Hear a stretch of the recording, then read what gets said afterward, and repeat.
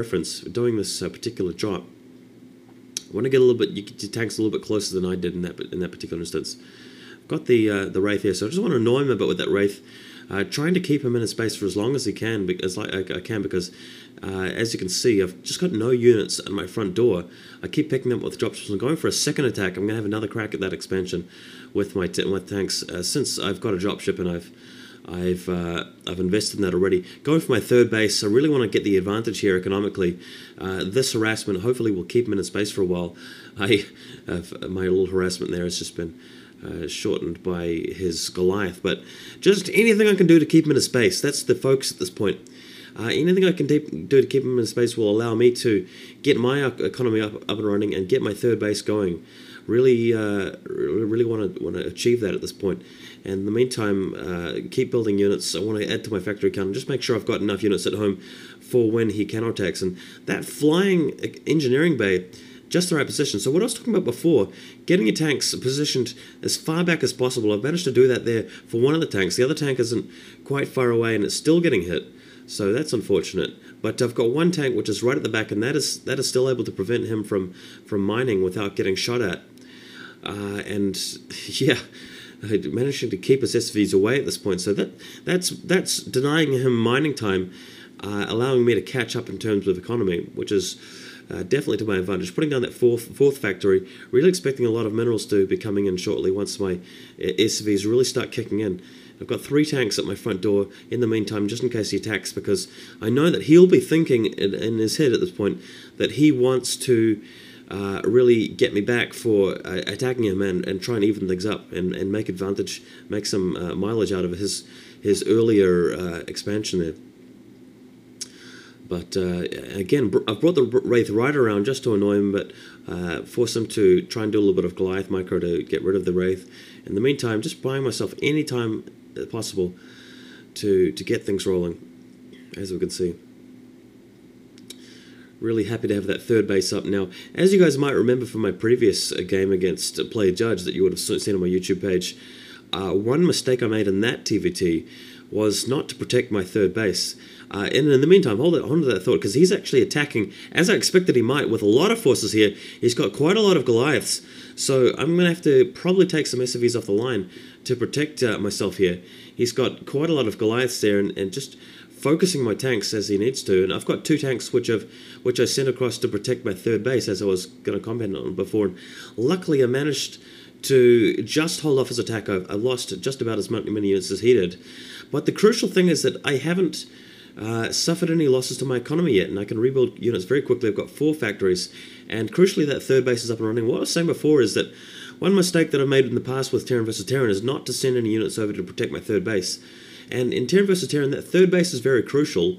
You want to spend your efforts on harassing your opponent's third base once they've got protection in the main, because after a period of time, they're bound to have a lot of turrets built up and a lot of reinforcements sitting around at the home base, and it's too difficult to put drops in there. It's just a waste of your units. Instead, attack, prevent them from getting third base while maintaining defenses on your third base, and that's a really good way to win going into the mid game, into the late game. Securing those expansions, very important, especially at this kind of level of play. I mean, I'm a fairly sort of intermediate / low level player, and from what advice I've gained on this matchup, having a real turtle style is useful. However, despite me saying that, just scanning around his base, I've realized that I've got another opportunity to harass him. Now, just thinking carefully about this, he lost a number of units attacking me straight up.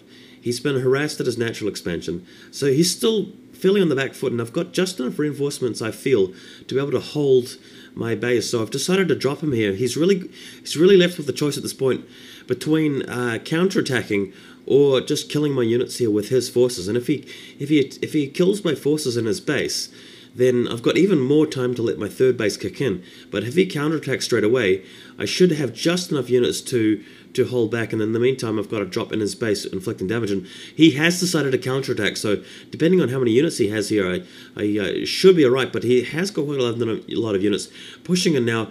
He's not bothering to siege up, he's just targeting my tanks, focusing the tanks. Very good idea. I think I should be able to hold that off, just making sure my economy at the third base is just kicking off, going for even more expansions.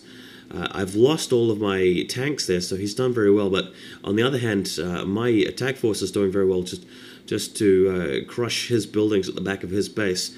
And what I've decided to do is just at long last take some SCVs off the line to prevent those tanks from doing any more damage. And I don't really mind losing too many SCVs at that point, because my economy is kicked in with 3 bases, and he's really suffering at his base. He's lost a lot of buildings at his main. He'll be losing supply depots and so forth. Adding factories at my 3rd base, because I know that it's not really under threat. He's wasted his attacks on my natural, so he's not really going to be threatening my 3rd base. That's why I've decided to put some factories down there. In the meantime, I've sent an SCV out also scouting with scans, just to make sure he hasn't got a 3rd base somewhere that I haven't expected, just to make sure that I'm sealing the win here.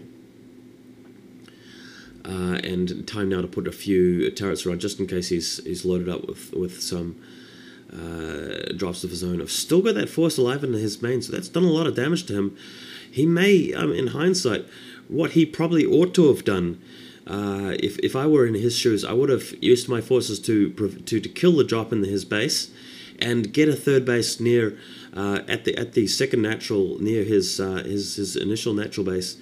And you guys know what I'm talking about. It's the one nearby, so we can take three bases in close proximity of each other, and that would have been the correct way to go, I think. And instead of counterattacking my natural after that, going straight for my 3rd base with a drop or something, and that would have been the best way for him to go. But as it is, I've got 4 dropships now, and loading them up with the troops, just doing another scan in his base. He's only got 2 tanks there to prevent me from dropping again.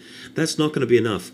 With those tanks sieged up, I'll just be able to drop right on top of him, and things will be fine. In the meantime, I'm taking a 4th base over there, thanks to the 2 tanks I've got over the cliff, ready to shell any incomers, and there's the GG from him. So it looks like I felt like I played pretty well this game. I made some fairly decent decisions. My macro was quite good, kept up SCV production as quickly as possible, and turned out quite well. So there's a look at TvT on Othello. Hope you guys enjoyed that. Thanks for watching.